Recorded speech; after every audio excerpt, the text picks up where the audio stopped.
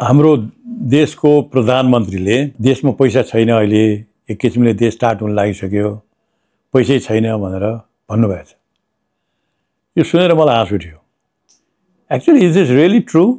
Is he really telling the facts or is he trying to hide something? Hide his own incompetence and hide his ability to provide leadership to the country. वास्तविकता के हो, यथार्थता के हो, त्यो चाहिँ मलाई लाग्छ हामीले विचार गर्नुपर्ने अवस्था आएको छ अहिले। कि साँच्चीकै नेपालमा पैसा नभए हो त, अहिले काम गर्न पैसा नभए हो त, नेपाल सरकारलाई काम गर्नलाई पैसा नभए हो त?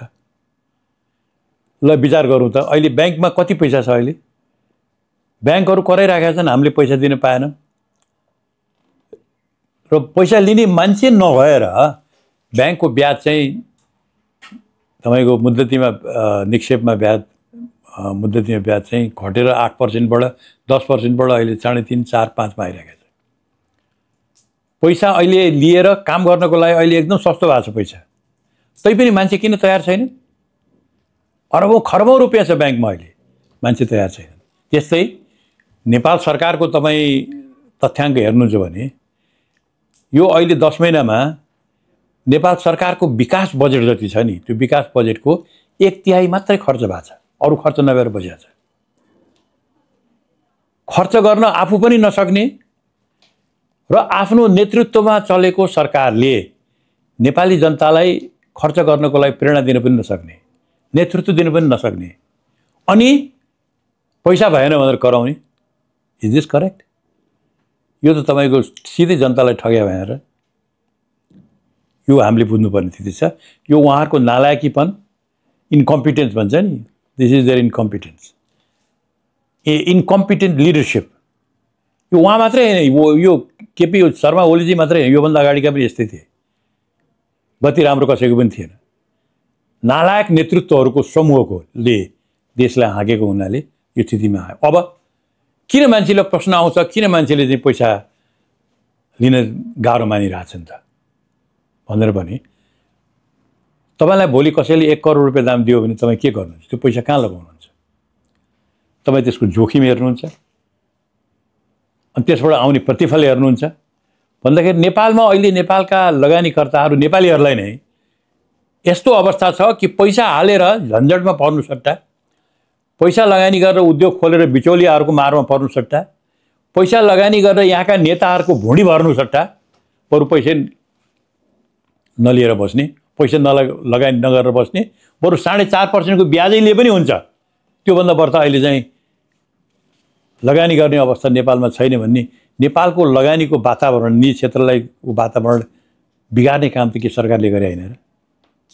यसको मतलब यो नेतृत्वमा अहिलेको उहाँको गणतान्त्रिक जुन संरचना छ, यो नेतृत्वमा नेपाली जनताको विश्वास छैन।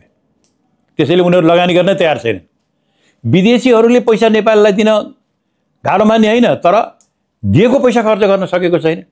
अनि किन दिने? विदेशी लगानी पनि घटेर गएको छ, विदेशी अनुदान पनि घटेर गएको छ, विदेशी ऋण पनि घटेर गएको छ। यो सरकारलाई, यो सिस्टमलाई चाहिँ पैसा दिएर काम छैन भन्ने यो भावना बढेर गएको छ।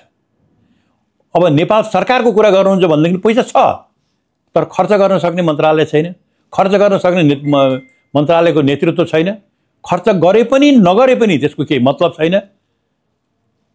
मुख्य कुरो त के भने त्यो भएको पैसामा कसरी हुन्छ त्यो बिचौलियाहरू मार्फत ठाउँ ठाउँमा पुर्याउने, ठाउँ ठाउँमा खुवाउने, घुस खुवाउने, कमिसन खुवाउने, त्यति जसले गर्न सक्यो त्यो चाहिँ राम्रो भयो, त्यो अड्यो, अरू चाहिँ नअड्ने। भनेको मतलब नेपालमा तपाईले प्रशासनमा यस्तो स्थिति सिर्जना गर्नुभएको छ कि नेपालको प्रशासनमा इमानदार भएर बाँच्न गाह्रो भइसक्यो। अब बेइमानी गर्न तपाईँ तयार हुनुहुन्न भने तपाईले आफ्नो ठाउँमा बाँच्नलाई गाह्रो अवस्थामा पुर्याएको छ।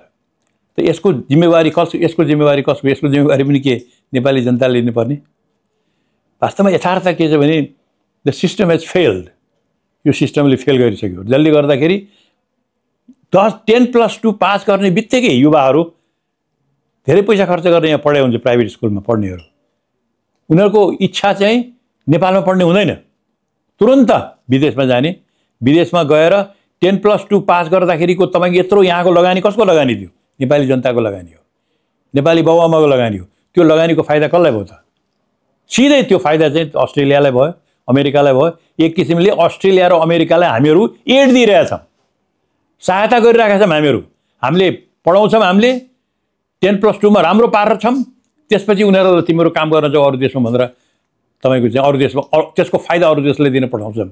तिनीहरूलाई राख्ने हाम्रो कुनै योजना छैन, तिनीहरूलाई यहाँ बस्ने प्रेरणा दिने कुनै वातावरण छैन। अनि कुरा गर्दाखेरि चाहिँ अग्रगामी भनेर कुरा गर्दाखेरि चाहिँ प्रगतिशील भनेर नेपाली जनतालाई कति ठग्ने। अब यो ठग्ने समय गइसकेको छ। अब time has come to raise your voices, time has come to say that something fundamentally wrong in the way the country is being run. त्यसकारण त्यसको विरुद्धमा आवाज उठाउने बेला आएको छ। त्यसको विरुद्धमा आवाज उठाउने, त्यसको विरुद्धमा आवाज बोल्ने काम अरू कसैले गर्दैन हाम्रो लागि। त्यो गर्ने हामी नेपालीले नै गर्नुपर्छ। त्यो काम हामीहरू गर्दैछौँ। त्यो काम यही जेठ 15 गते पनि हामीहरू सुरु गर्दैछौँ। तपाईँहरू साथ दिनुहोस्, मेरो तपाईँहरूलाई यही अनुरोध छ। हस् त, अहिले बिदा भएँ, फेरि पनि म आउँछु तपाईँहरूसित सम्बन्ध राख्न। नमस्कार माई यङ फ्रेन्ड्स।